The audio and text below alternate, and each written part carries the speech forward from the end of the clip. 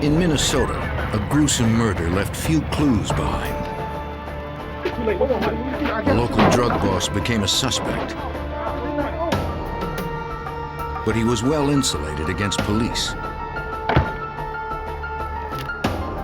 FBI agents and local detectives had to infiltrate a dangerous cartel to get to a pair of gangsters who killed with no remorse.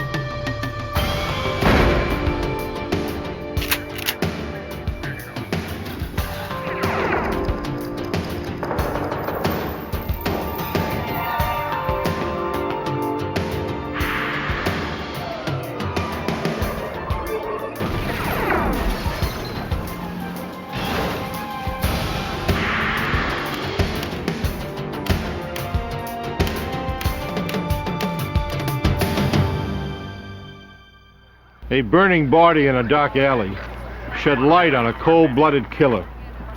His partners in crime would tell the story if they lived. In the underworld of the drug trade, even a childhood friend can quickly become an enemy. I'm Jim Kallstrom, former head of the FBI's New York office. A trail of drugs and money led FBI agents to a murderer who underestimated the power of forensic science.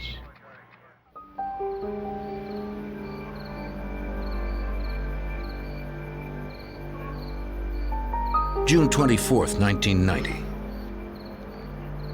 At about 3 a.m., a St. Paul, Minnesota resident was enjoying the quiet of a summer evening when he noticed a car drive into the alley behind his house. Moments later, he heard the distinct sound of a fire erupting, then the car speeding away. Checking the alley, he discovered a large object engulfed in flames. He feared the fire would ignite his property. He called 911.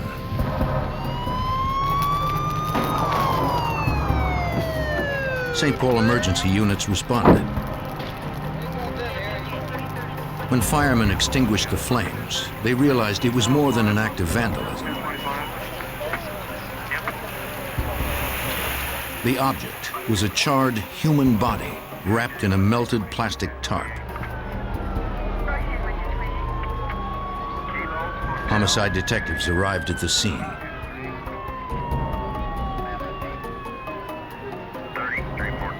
They questioned the resident, but he hadn't seen the car or who was in it.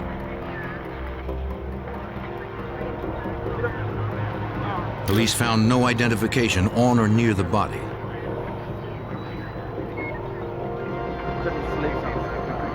Investigators hoped an autopsy would provide more information. If they could identify the victim, it might help lead them to those responsible. A medical examiner determined the victim was a black male in his mid-20s and that he was dead before the fire was set.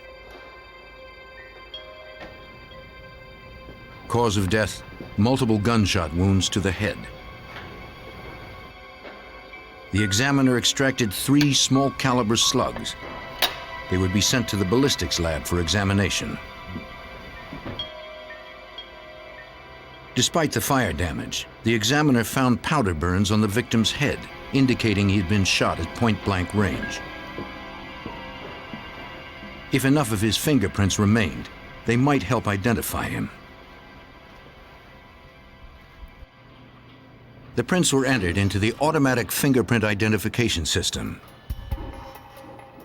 AFIS is a national database containing the prints of 23 million persons. The body had probably been burned to make identification difficult. With the AFIS technology, it might be possible. But running the prints would take some time. Police believed such a gruesome murder was probably drug-related. The Minneapolis-St. Paul area had recently become a popular import spot for narcotics.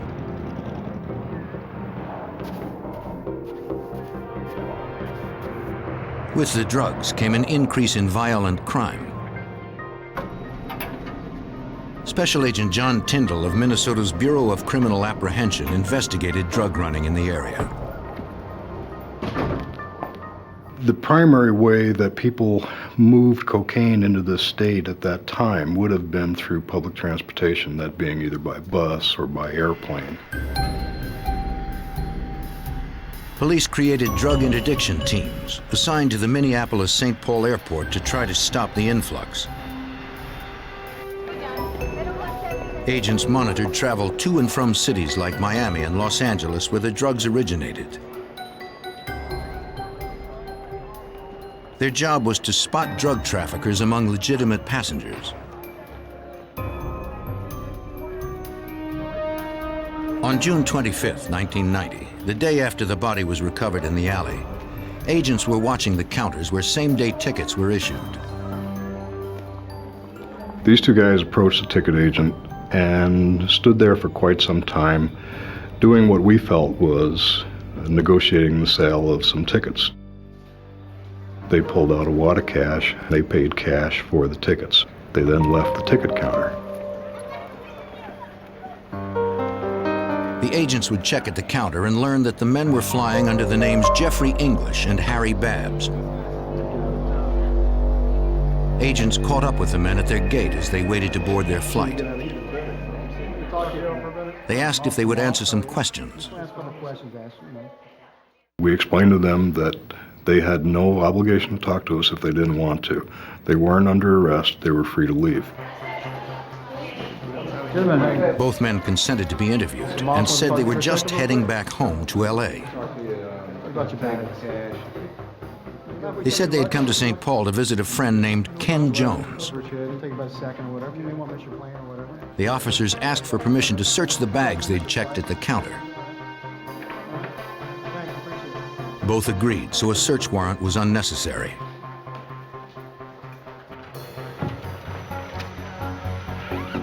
The bags hadn't been loaded onto the aircraft yet.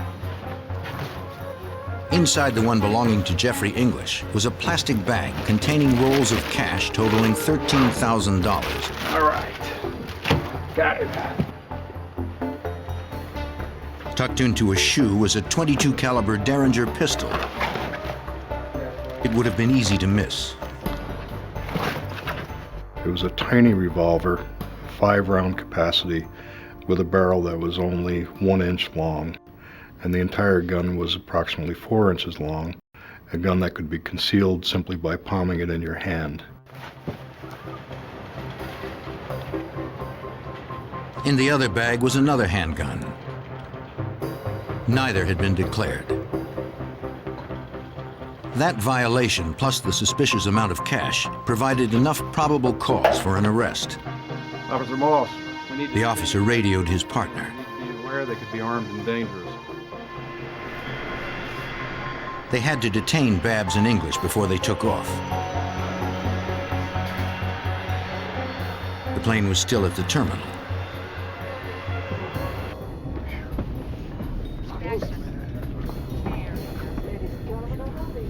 The agent boarded the plane and found the men already seated. I just need to ask you a couple questions. It won't take long. In a later interview, English would claim that the money was from selling a car. He said he bought the .22 Derringer on the street in Minneapolis. And he went on to add that he had no idea where the gun had been. I thought that was a strange response for a person to back away from the gun's history. And that was the first inclination that either of us had that the gun might have been used in some type of crime, simply by the way he framed his response to the question. Agents became more suspicious when English admitted he was flying under a false name. His real name was Jeffrey Barnes. There was no evidence against Barnes or his companion for anything but misdemeanor weapons violations. Both men paid fines and were released. Their guns were held until agents could check police records to see if they'd been used in earlier crimes. 2 weeks later, St. Paul police received the fingerprint comparison from the man found burned in the alley. There was a match from Southern California. The victim's name was Duan Walker. The 26-year-old Los Angeles area resident had a record for intent to sell narcotics. Walker's death made the papers in his hometown. His uncle read the article and called the St. Paul authorities. Operator. St. Paul Police, please. He told detectives his nephew had gone there to meet a man named Ken Jones. Yes, sir.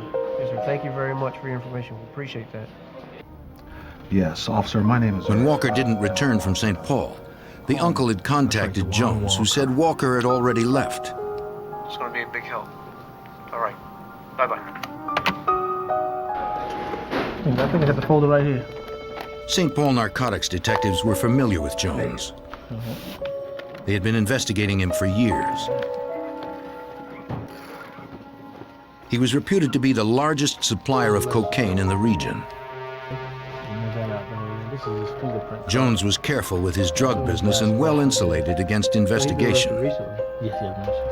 Thanks everyone, and on behalf of the Neighborhood Development Board, we'd like to give a big round of applause. By publicly donating to urban charities, Ken Jones also portrayed himself as a community benefactor. Police knew it was a cover.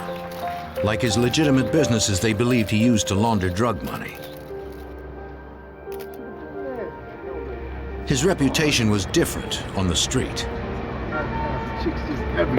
Among dealers and addicts, Jones was known to rule his interests with an iron fist. If he didn't get paid, people got hurt. Hold on, I got your money. I got all your money. For years, detectives had been searching for a way to shut the drug boss down. Detectives knew that murder victim Duan Walker was with Jones before his death. If they could prove the dealer was involved, they could finally take him off the street. But they needed more evidence. Investigators went to interview employees of Jones's business. Hi, can I help you? They hoped someone would know about Jones meeting Duan Walker. Never seen him before. Never seen this person at all? But none of the employees were willing to talk.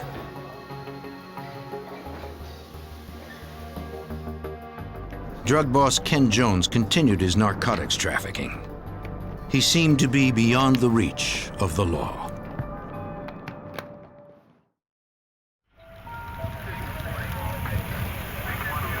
On June 24th, 1990, St. Paul authorities had found the body of 26-year-old Duan Walker burning in an alley. Just before his death, he had met with drug boss Ken Jones. Police believe Jones was involved in the murder. But witnesses wouldn't talk, and no physical evidence implicated him.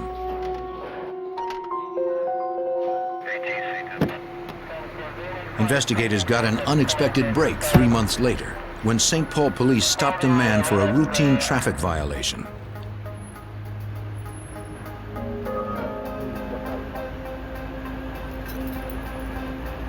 A computer check revealed there was a warrant out for the arrest of Charles Shuck. Yes, sir. We have an arrest warrant for you, sir. Put your hands on the car, sir. Police took him into custody. They contacted the investigator who had issued the warrant, Special Agent John Tyndall of the Minnesota Bureau of Criminal Apprehension. Yes, sir. We'll get it straightened out. We got you long out. The arrest warrant was issued for Charles Shuck for importing 2 kilos of cocaine. We attempted to find him at the address that he had given, and he wasn't there, and we had no way of knowing where he was at that time. Several months earlier, a drug interdiction team at the Minneapolis-St. Paul airport had spotted the courier. They watched Shuck pay cash for a full-fare, last-minute ticket to Los Angeles. That would be one-way round trip. Round trip. Shuck didn't check a bag and carried only one onto the plane. Boarding pass here. The next day, agents saw him return, now with 2 bags. They knew couriers often had extra bags when returning from a drug pickup. How you doing, sir? I'm Officer Moss. Officer Kendall. They told Shuck that they could not arrest him, but they could hold his luggage for inspection. Authorities could not open his bags without his consent, and he did not give it. You're not hiding anything, are you?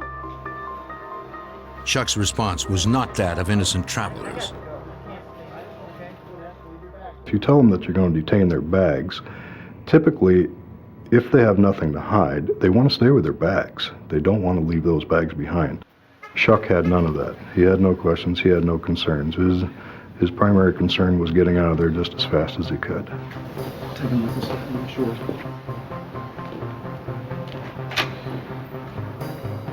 Shortly after Shuck left, a canine unit examined the bags.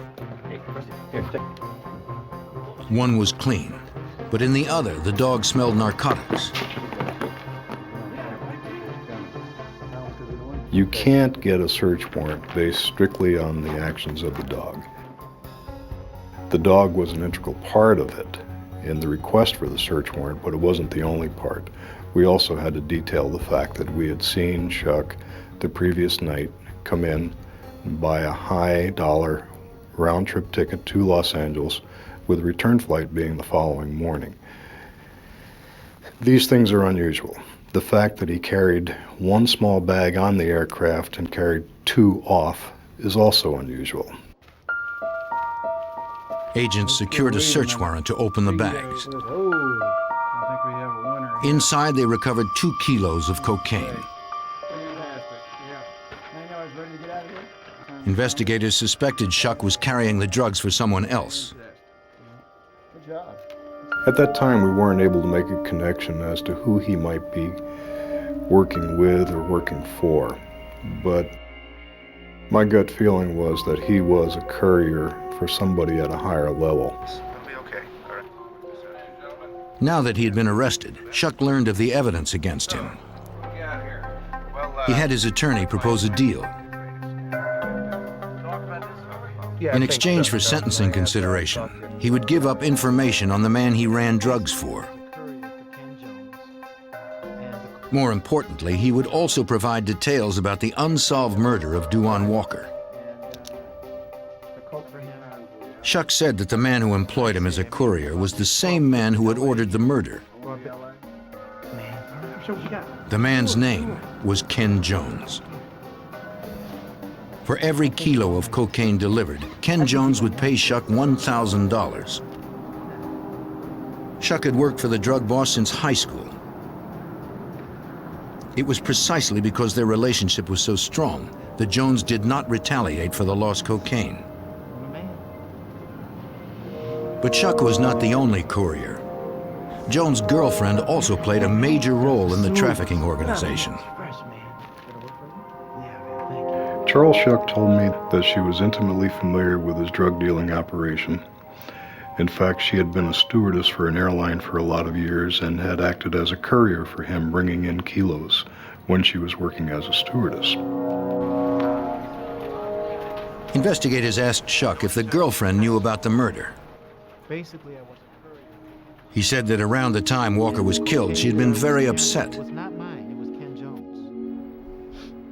Irene, are you okay? She told him that Jones had ordered her to clean up the bathroom of his condo. What's going on? There was a great deal of blood by the bathtub.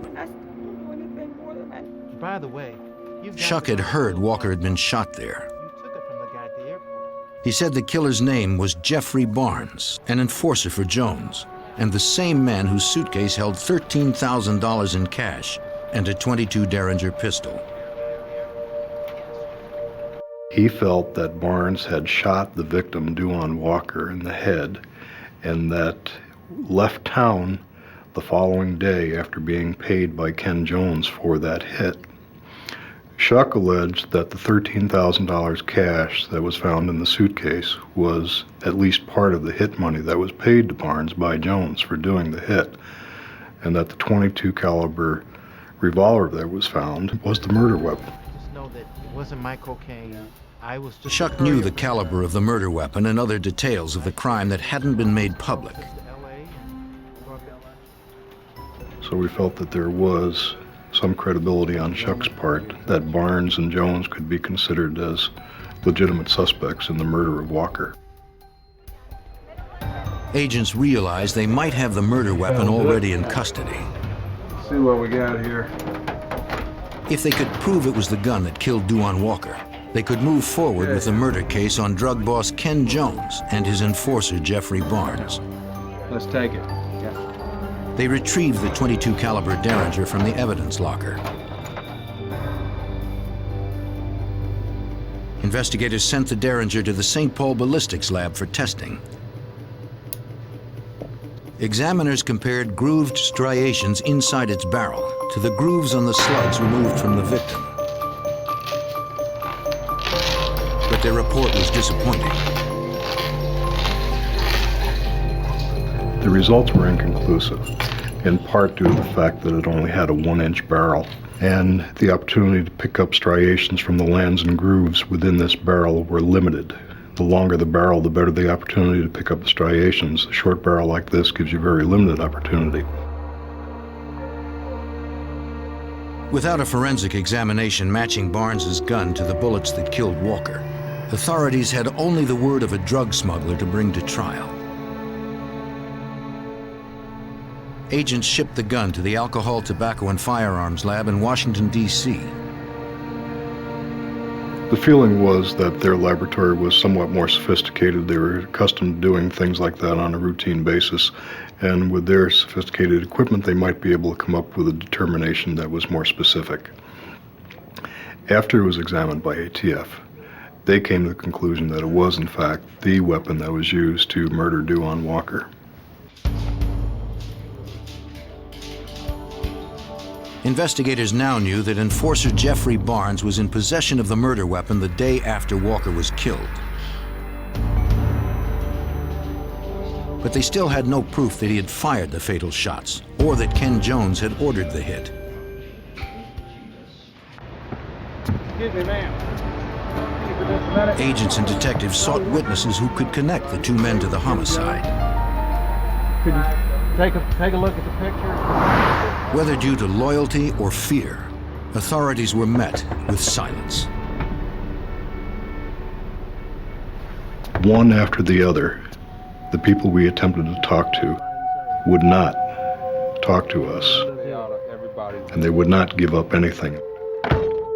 So we were back to the point of having only the statement given to us by Charles Shuck and no palpable way of corroborating any of the information that he gave us through other witnesses. Tim, got a minute? Yeah, come on in. Investigators applied for a warrant to search Jones's condominium. But the judge refused to grant one because they couldn't corroborate the story of the blood on the floor. Information from the pen registers all supports it. After almost a year, investigators realized that the case would not be solved without additional resources. They contacted the St. Paul FBI's Drug Task Force for assistance. Having worked narcotics for 20 years, Sergeant Tom Donaski was well aware of the reputations of Ken Jones and Jeffrey Barnes. Both of them were very intimidating and imposing individuals. They had a violent background, and when we'd go and interview people, everyone would pretty much try to avoid either having contact with us or they wouldn't tell us the straight story. The task force believed that the only way to get to the drug boss and his enforcer would be through a cooperating witness. They needed to find someone who could give them first-hand information and perhaps solicit a taped confession.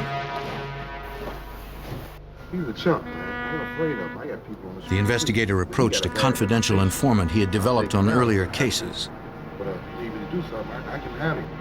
The informant couldn't place Barnes with the victim, He got a bad reputation. I'll take him down. but he did know that the enforcer had a nephew who had recently been released from prison. What's up, man? What's up, player? What's up, dude? The nephew's name was Russell Barnes, known on the street as Ice. The old neighborhood saying. Yeah, they moving folks out, man. After leaving prison, he had come to St. Paul to begin dealing cocaine with contacts provided by his uncle, Jeffrey Barnes. The nephew was anxious to make money. Agents hoped to use his eagerness to their advantage.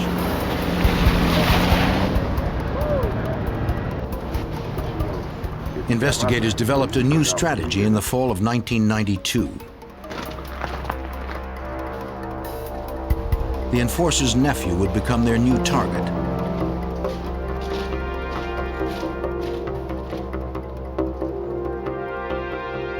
FBI Special Agent Grant Beasy, a specialist in wire intercepts, was called in as part of the plan. We went after Russell, number one, because he was a pretty good-sized dope dealer.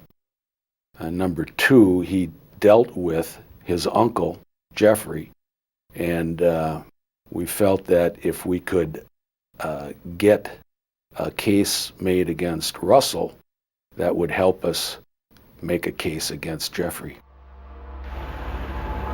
To get him, agents would somehow have to infiltrate the closed ranks of a dangerous drug underworld.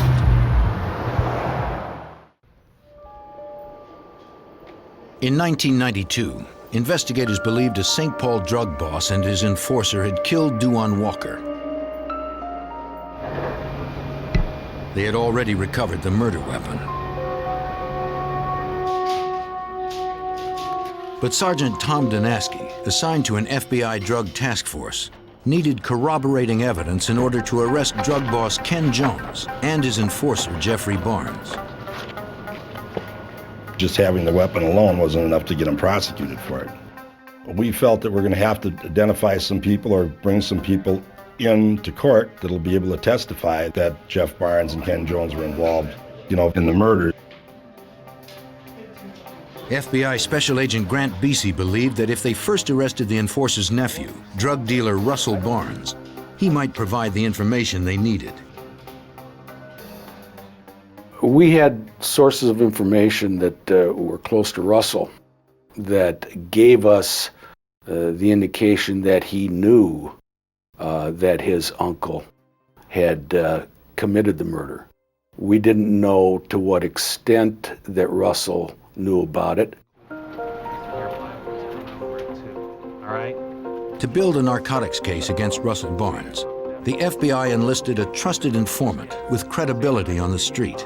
And I can hear what I'm saying coming back through here. All right. Agents wired the informant, who would engage in controlled drug buys with the enforcer's nephew.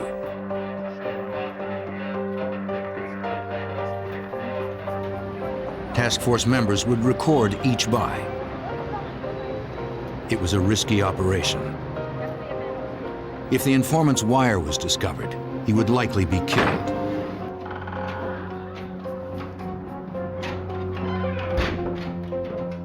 Agents wanted to build trust and avoid any possibility that Russell Barnes might suspect it was a setup. What's up, Ice? Hey, bro. Chillin', chillin'.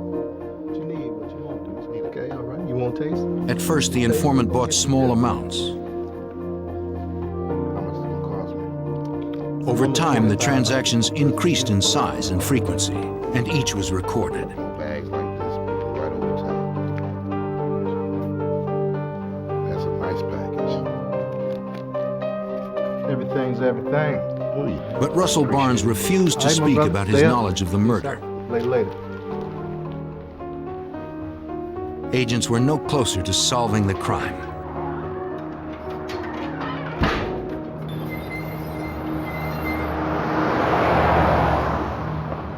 The FBI needed to plant someone closer to the enforcer himself.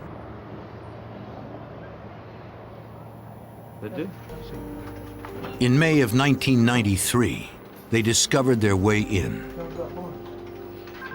An informant working for the St. Paul FBI on another case mentioned that he and Jeffrey Barnes had done time together. He claimed they were very close and that Barnes trusted him. He said he was sure he could get Barnes to sell him cocaine and to talk about the Duan Walker murder. So, you know Barnes really well. Agents tested the informant's credibility by having him call the enforcer.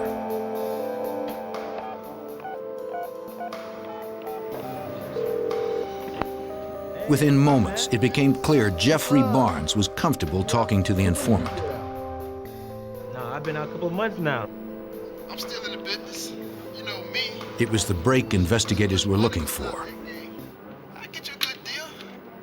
Now they needed to find a place for the drug buys, a controlled environment that could be adequately wired. I've been eating well. At the time, the informant was living with a relative and couldn't really do things at his home. We obtained a house from HUD and moved the informant into the house. And the informant agreed to record certain conversations that he might have with Jeffrey Barnes.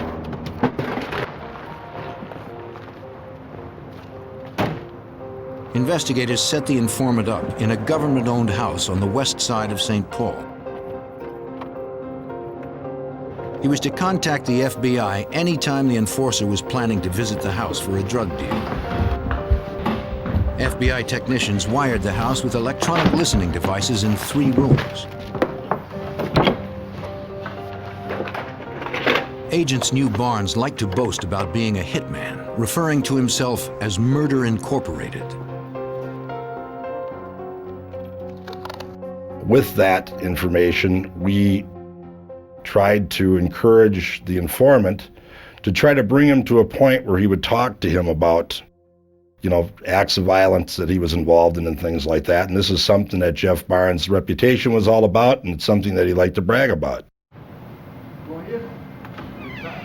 Agents coached their informant on how to draw Barnes out about the murder of Duane Walker.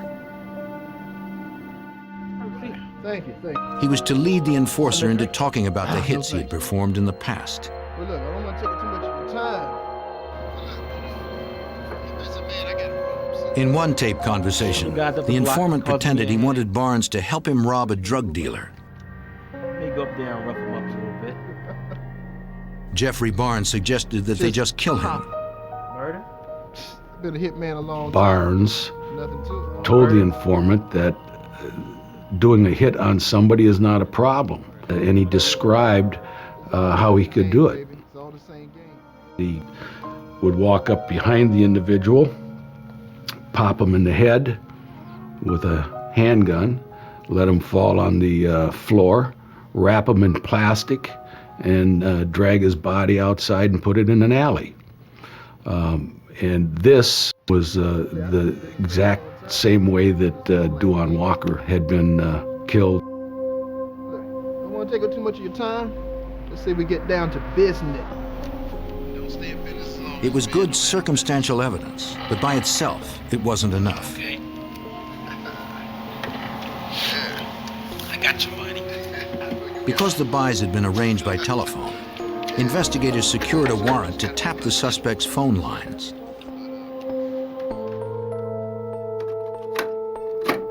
Although the wire intercepts captured no information on the Walker murder, they did produce details of the drug operation.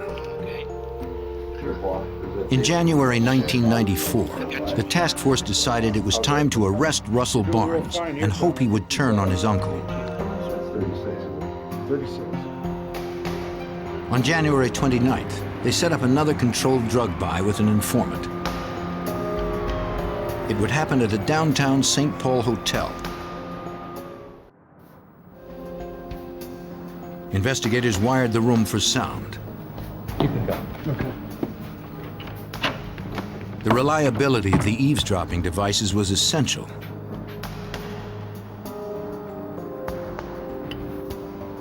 Testing, 1, 2, 1, 2. The recordings would be used in court.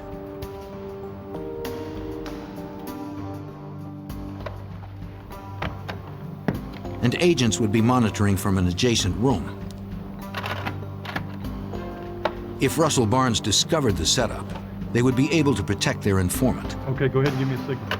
Testing, 1, 2, 3. When the room was ready, they would have the informant call the enforcer's nephew and order several ounces of cocaine. Mary had a little lamb. Testing, 1. Mary had a little lamb. Mary had a little Investigators in St. Paul Police Special Investigations Unit were conducting the surveillance at Russell Barnes' residence, and after the phone calls were made, with very short delay, Russell went to the hotel.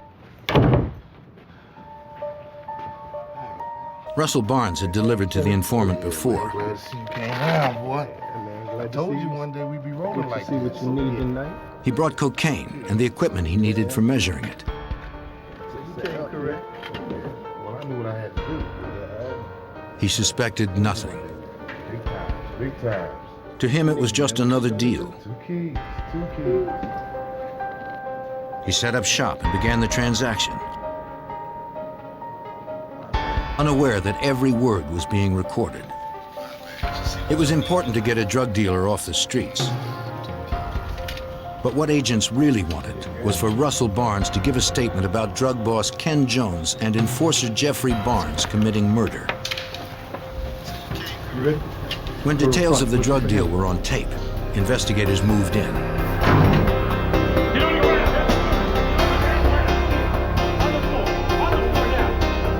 Behind your head.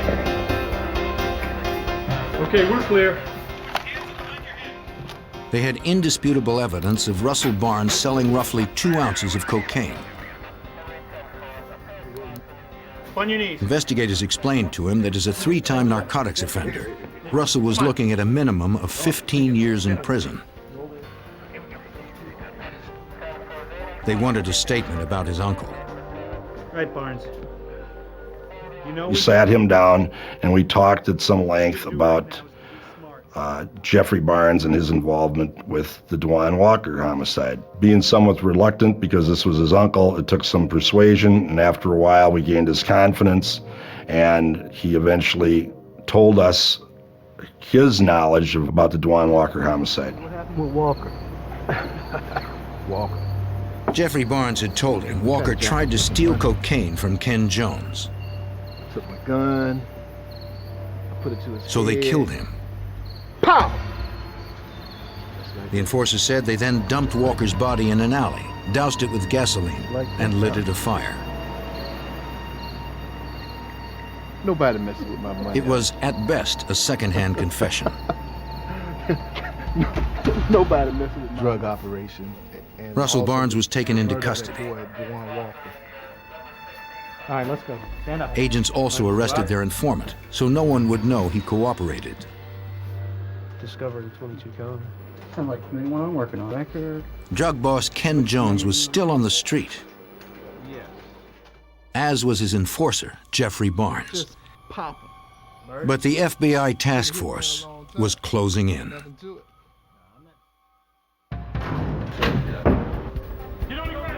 By 1994, while trying to dismantle a Minnesota drug ring and solve a 4-year-old murder, the FBI and St. Paul police had arrested dealer Russell Barnes, who agreed to cooperate. He offered details on the crimes committed by his uncle Jeffrey Barnes, including nationwide drug trafficking and the 1990 murder of Dewan Walker. According to Sergeant Tom Donaski, investigators had plenty of evidence against Jeffrey Barnes, a known enforcer for drug boss Ken Jones.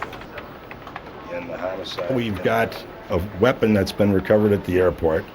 We've got Jeff Barnes making a comment to one of our informants that this is how you murder somebody. That's a dope ripoff type of situation. And the actual procedure that he went through when he killed Dewan Walker, and now we have his nephew telling us that he's been at his house, blood relative, that we're going to have testify in court that he actually told him about the murder. In August 1994, investigators staked out the apartment where Jeffrey Barnes was staying. They knew the enforcer was often armed and willing to kill. He had no time to react. Freeze! Please stop! Put your hands up on the car. Come on, move! Move! Put your hands Prosecutors did not yet charge him with murder. Got it? They went forward with a drug conspiracy case instead. Let me have the other hand. Right. Dealing drugs to his ex-cellmate earned Barnes 30 years in prison. They would hold the murder case until they had more evidence against him and Ken Jones. Special Agent Grant Beasy believed having Barnes in prison would make witnesses more willing to talk. Jeff Barnes had the reputation of being an enforcer. He scared people. We felt that getting him off the street would take away the intimidation factor against some of these other people. And it would be better for us to be able to talk to these other folks with him being locked up. The plan worked. After Barnes's arrest, investigators met with an associate of Ken Jones. Facing a long prison term on drug charges, he offered to be a government witness. He said he had extensive knowledge about Jones's drug cartel and that he had met Duane Walker just before his murder. In mid-June 1990, Jones had ordered the cooperating witness to drive a pickup truck to St. Louis, where he was to meet Walker. The truck had been fitted with a second fuel tank. Upon arrival in St. Louis, Duane Walker stuffed several bags of cocaine into the false tank. When full, the tank held about 30 kilos of the drug. That amount of cocaine would have been worth more than $1 million. The cooperating witness then drove the truck back to St. Paul, where he turned it over to the drug boss. Walker had arrived earlier and was staying with Jones at his condominium. Jones hadn't paid Walker for the drugs yet. In fact, he and his enforcer decided not to. The two of them conspire to take the dope and to eliminate the problem and just execute Duane Walker. That's Bo. The witness's testimony would explain the motive for the killing. He told the agents that several days later he got a call from the drug boss. He was ordered to come over to the condo immediately.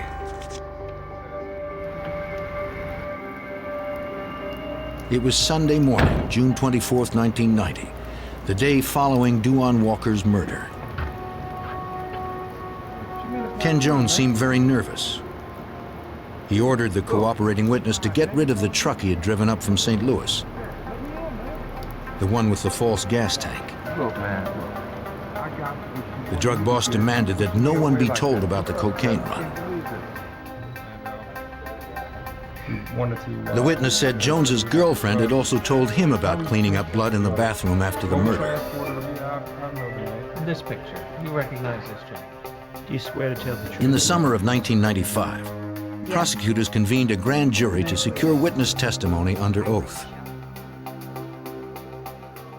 Jones's girlfriend was subpoenaed to testify. That would be Irene, the sister of Charles.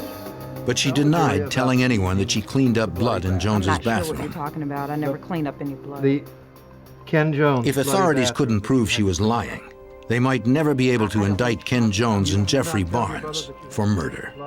No, sir. What if you would tell us, please, about the evening... In June 1995, grand jury testimony from others proved that one witness perjured herself when she denied cleaning up blood in the bathroom of drug boss Ken Jones. Ken Jones, did you not? I'm not sure what you're talking about, sir.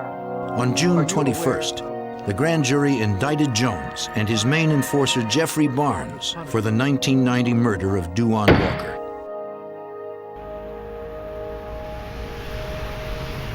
Barnes, the alleged hitman, was already in prison on drug charges. The day after the indictment, investigators staked out the home of drug boss Ken Jones.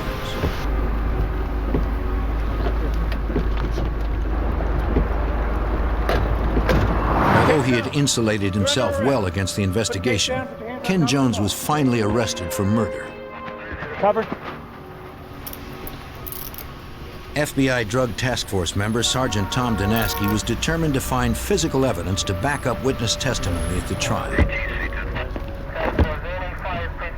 Through the investigation, everything focused on the fact that Duane Walker was murdered in the bathroom, and he was shot in the head there. I was thinking that we might be able to still find a trace of blood in the grouting on the floor in the bathroom.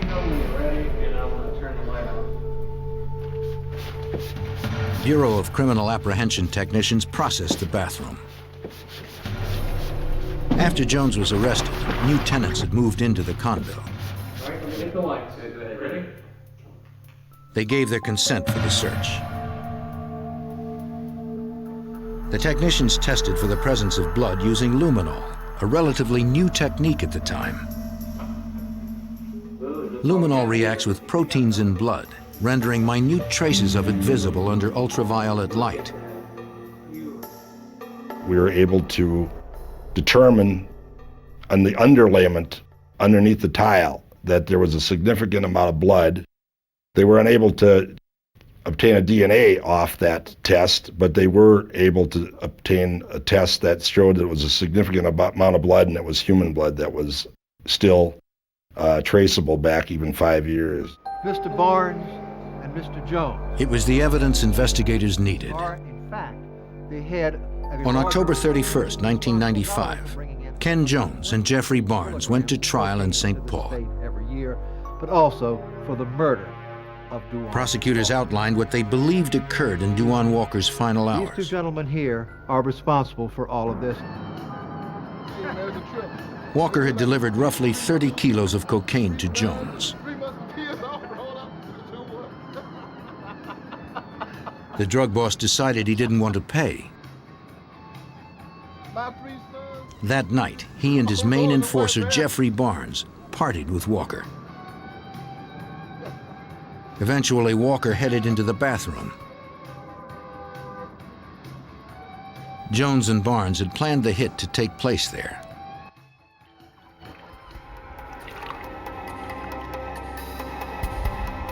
Duane Walker was unarmed. Barnes fired 3 shots from his .22 caliber Derringer. As always, Jones maintained his distance. Walker died immediately.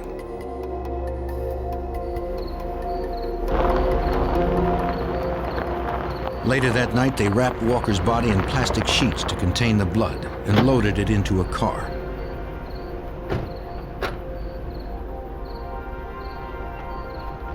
They drove to an alley and dumped the body.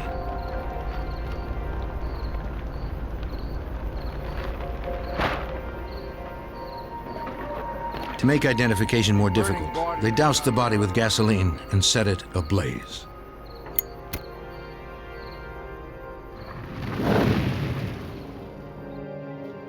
Jones used his girlfriend to cover his tracks after the murder. The bathroom floor was covered with blood, particularly the area around the tub where Walker had fallen. She was able to clean the surface, but blood had seeped down into the subflooring. 5 years later, technicians would find it there. You will come away with the inescapable conclusion. Ken Jones and Jeffrey Barnes were convicted of murder and drug charges. Responsible for this murder. There has been In no March evidence 1996, they were both sentenced to life in prison without the possibility of the parole. associations of these gentlemen through the years. Jeffrey Barnes, who had once boasted he was Murder Incorporated, was no longer a threat to those outside the prison system.